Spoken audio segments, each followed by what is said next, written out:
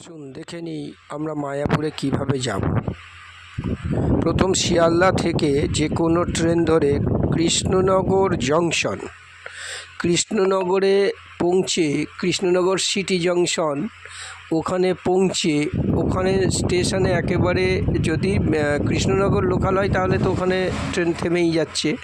তাছাড়া প্রচুর ট্রেন আছে দেখবেন কৃষ্ণনগর হয়ে যায়। তো কৃষ্ণনগরে নেমে এই রকম ওভার ব্রিজ দিয়ে ওপারে চলে গেলাম। যাওয়ার পর দেখা যাবে প্রচুর অটো বাস রয়েছে, তবে বাসগুলো কিন্তু ওখান থেকে সরাসরি যায় না, ওখান থেকে 3 কিলোমিটার যেতে হয়। 3 কিলোমিটার গিয়ে কিন্তু বাস পাওয়া যায়। এখানে প্রচুর অটো এবং টোটো পাওয়া যায়, কিন্তু টোটোতে গেলে প্রচুর টাইম লেগে যাবে, ওর থেকে অটোতে যাওয়া অনেক ভালো। এবার এখানে দেখা যায় যে বাসগুলো রয়েছে, সে বাসগুলো যা ভাড়া নেয়, অটোগুলো কিন্তু ভাড়া অনেক বেশি নেয়, কখনো 40 টাকা, কখনো 50 টাকা, ওই 40-50 টাকা এইরকম ভাড়া নেবে, কারণ দূরত্বটা তো অনেক বেশি। তা আমরা এখান থেকে টোটোতে করে চলেছি, টোটোতে করে গিয়ে ওই বাস স্ট্যান্ডে গেলাম। ওখান থেকে 3 কিলোমিটার এই বাস স্ট্যান্ড। এই বাস স্ট্যান্ড থেকে বিভিন্ন জায়গায় আপনারা যেতে পারবেন। এখান থেকে বললেই হবে যে স্বরূপগঞ্জ যাব। স্বরূপগঞ্জ যাব বললে এখান থেকে আপনারা সরাসরি একেবারে স্বরূপগঞ্জের যে আশ্রম আছে সরস্বতী মঠ, সেই মঠের সামনে কিন্তু আপনাকে নামিয়ে দেবে। সরস্বতী গৌড়ীয় মঠের সামনে আপনারা নামতে পারবেন। সেখানে আমাদের হাতে একটি করে রিস্ট ব্যান্ড পরিয়ে দিল, এই যে রিস্ট ব্যান্ড দেখতে পাচ্ছেন। এরপর ওখানে সব ভক্ত শিষ্যদের প্রচুর সমাগম দেখা যায়। ভগবান শ্রীকৃষ্ণের মন্দির, বিশাল বড় মন্দির এবং আশ্রম। এই আশ্রমে গিয়ে আমরা এন্ট্রি নিলাম। এখানে 400 টাকা করে থাকা খাওয়ার জন্য 2 দিন 3 দিন যাই থাকি না কেন আমাদের 400 টাকা করে খরচা নিল। 400 টাকা করে দুজনের 800 টাকা দিলাম। আমরা একদিন অবশ্য ছিলাম ওখানে, কারণ আমাদের কাজ ছিল, আমরা ওখান থেকে কাজ ছেড়ে বাড়ি ফিরব। আমি আর সুজিত কুমার বেরা এই আশ্রমে এসে থাকলাম, থাকার ব্যবস্থা করে নিচে এসে এই আশ্রমের মন্দিরের সামনে নাট মন্দির আছে, বিভিন্ন ভক্ত শিষ্যদের সমাগম হচ্ছে সকালবেলায়। কেউ কেউ পরিক্রমা করে, কেউ কেউ আবার প্রণাম সারে, কেউ কেউ জপ করেন, কেউ কেউ নিজের মনের বাসনা ভগবানকে জানায়। যার যেটা পাওয়ার, যার যেটা চাওয়ার সেটা চেয়ে নেন। তবে এখানে একটা সুন্দর জিনিস, যেখানে ভগবানের একটা এত সুন্দর আবাস বলা যেতে পারে। ভগবান তো সর্বত্র রয়েছেন, কিন্তু এখানে একটা আলাদা ভক্তি, আলাদা ভক্ত শিষ্যদের সমাগম দেখলে একেবারে যেন মন জুড়িয়ে যায়। আর এত ভক্ত শিষ্যের সমাগম সাধারণত চোখে পড়ে না।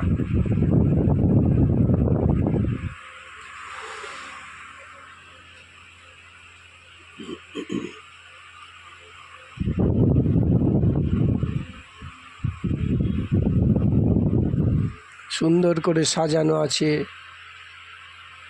এখানে আবার অনেকে চোরও আসে নাকি, চোর হইতে সাবধান লেখা আছে। তো এই পরিভ্রমণ করা হচ্ছে ভগবানের মন্দিরের চারিদিকে ঘুরে, নিজেদের অভীষ্ট সিদ্ধি লাভ করবেন। ভক্ত শিষ্যদের এমন সমাগম বছরে একবার করে, ঠিক দোলের ঠিক 3-4 দিন আগে থেকে শুরু হয়ে যায় নবদ্বীপ পরিভ্রমণ। এবার যারা ভ্রমণ করতে চান তারা 2 দিন 4 দিন আগে এলে, যেদিন দোল হয় তার ঠিক 4 দিন 5 দিন যদি আগে আসা যায় তাহলে পুরো নবদ্বীপ ভ্রমণ করা যায়। এক দিন একটা দিকে যাওয়া হয়, তো সেই জন্য।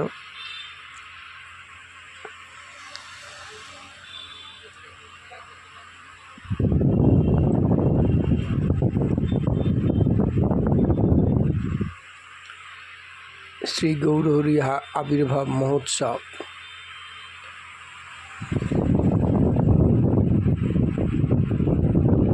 ভক্ত শিষ্য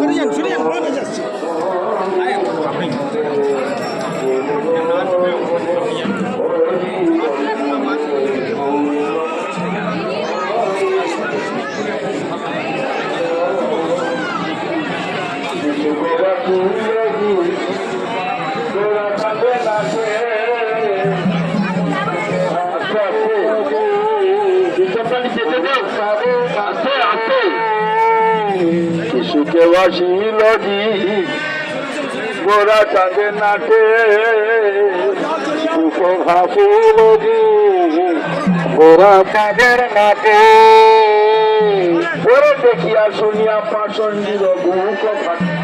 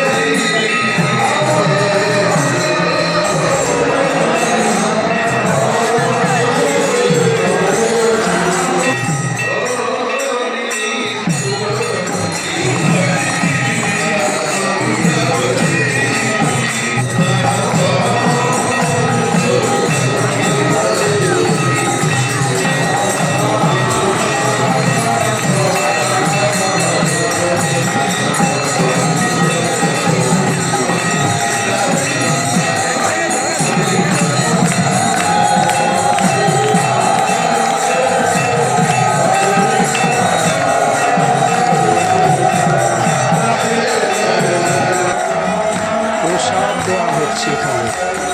একসাথে প্রায় 1000-2000 মানুষ বসে খেতে পারবে না, এই একটা বিশাল হালিমের মধ্যে দিয়ে সব করা হচ্ছে। একটা লাইনে অন্তত 200 থেকে 300 মানুষ বসতে পারবেন, এত বিশাল জায়গা। কয়েক হাজার মানুষের একসাথে প্রসাদ বিতরণ করা হয়। এবার আমরা সকালে বেরিয়ে গেলাম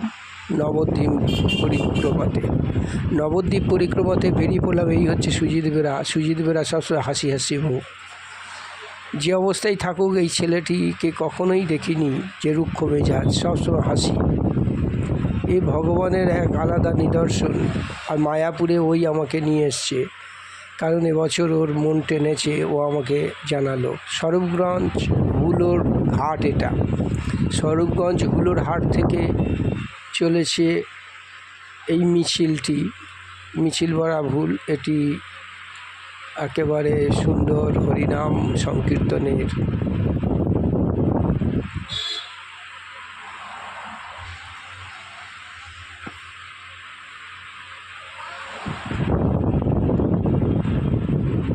এই হচ্ছে সুজিত কুমার বেরা কি বলছি শুনে নেব আমরা।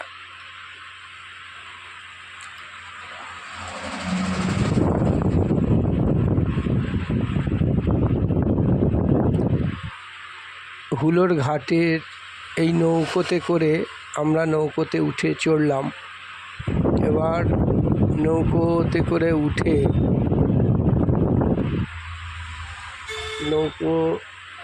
ছোট্ট একটি নদী, যে নদীর ওপারে দেখাই যাচ্ছে, কিন্তু নদীতেও তো আর লোক সাঁতার কেটে ওপারে যেতে পারবে না, যার জন্য এই নৌকোর ব্যবস্থা করা হয়েছে।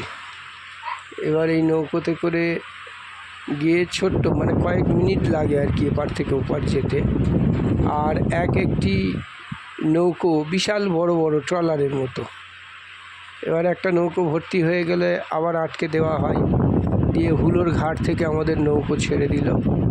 হুলোর ঘাট থেকে যেতে যেতে আমরা এই যে নদীটা দেখুন, এই ছোট্ট নদী, একটা ছোট্ট, প্রায় বলা যেতে পারে বড় খালের মতো। এই নদীর ওপর দিয়ে এগিয়ে চলল নৌকো। বহু নৌকো যাচ্ছে আসছে। এবার নৌকোতে করে গিয়ে এই নদীর জল খুব একটা স্বচ্ছ নয়, কারণ এখানে সব জঙ্গল হয়ে আছে আর কি, মাটির নিচে পর্যন্ত দেখাও যাচ্ছে।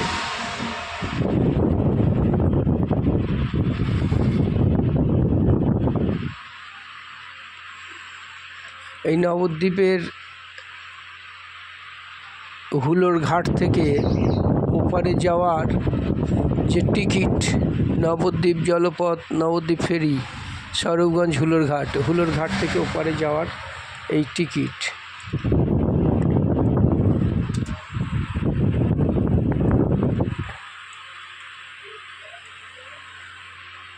ওপারে যাওয়ার পর আমাদের নৌকো এপারে এসে গেল, এসে গিয়ে ওপারে যাচ্ছে। এবার এই যে সুন্দরভাবে সব দাঁড়িয়ে এগিয়ে চলেছেন বিভিন্ন সংস্থা থেকে, কিন্তু বড় বড় মানে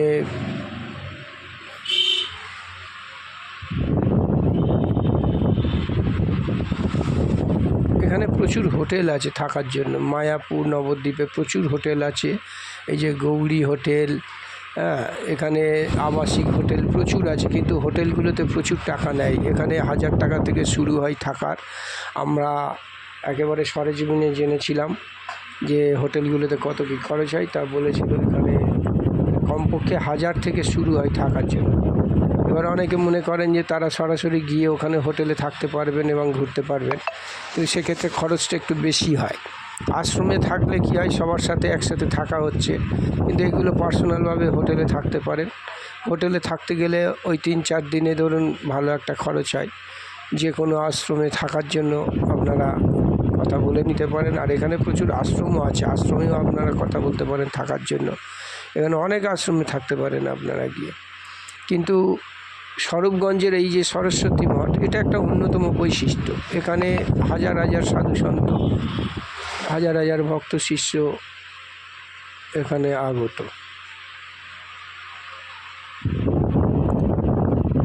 এই আমরা হাঁটতে হাঁটতে চলে এসেছি একেবারে বিভিন্ন আশ্রম দেখতে দেখতে, অফিস কার্যালয়। এই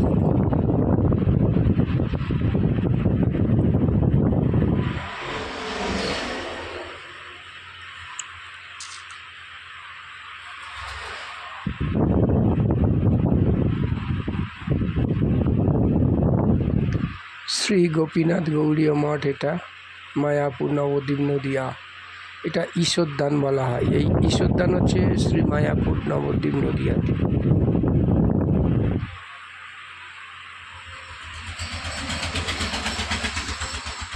বিশাল বিশাল আশ্রম এখানে, আপনারা এলে মন জুড়িয়ে যাবে।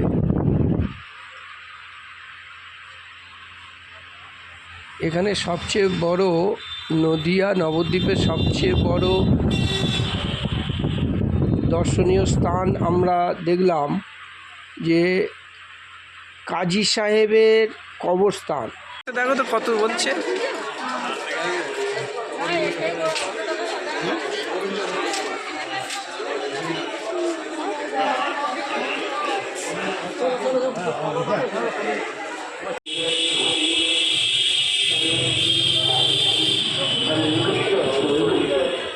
পাহাড়ের চূড়ায়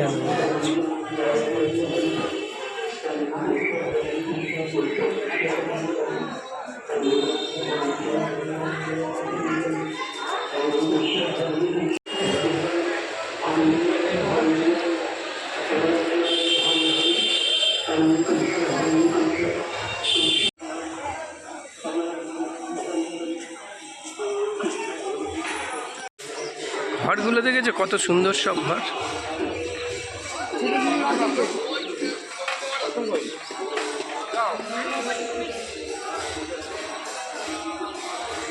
সব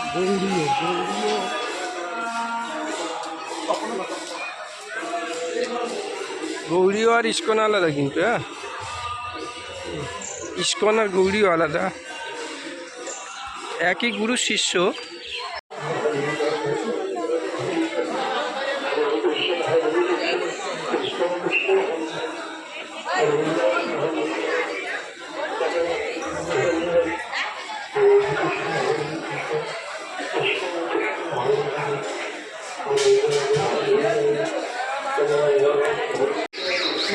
এই আশ্রম, হোটেল আছে, লজ আছে, আশ্রম আছে। এই দেখো, এইটা দেখো, এই গাড়ি সমেত ঢুকে যায় বোধহয়। আমাদের দলগুলো কোথায় গেল বলো?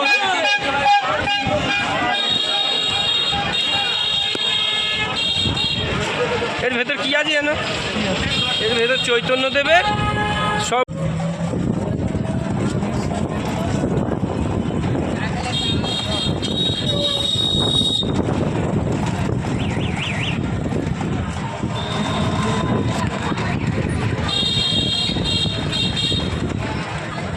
তুমি হ্যাঁ, এই গেস্ট হাউসগুলো ওই রকম ও থাকতে দেবে না। তোমরা সব ভক্ত শিষ্য আছে, ওদের নিজেদের ভক্ত শিষ্য থাকতে দেবে না। আর তারপর বলছিলেন না বিদেশিরা এখানে নাচ গান করে। তুমি একটা খুব সুন্দর কথা বলেছো, বিবেকানন্দ হচ্ছেন মেন সুতো, তাই না? এরা যতই বড় গল্প করবে, বিবেকানন্দের কথা স্বীকার করতেই হবে। বিবেকানন্দ ছাড়া হিন্দু ধর্ম অপূর্ণ। ওর হাত ধরেই বলছি,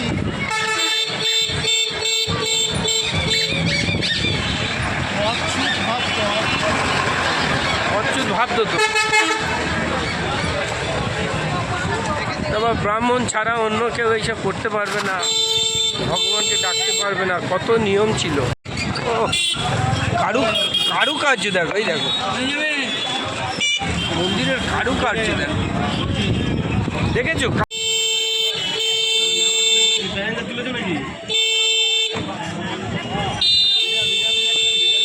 মায়াপুর বামুনপুকুর গ্রাম পঞ্চায়েত হচ্ছে। মানে ইসকন মন্দিরটাও তাহলে বাউনপুকুর গ্রাম পঞ্চায়েত, তাই তো প্রভু?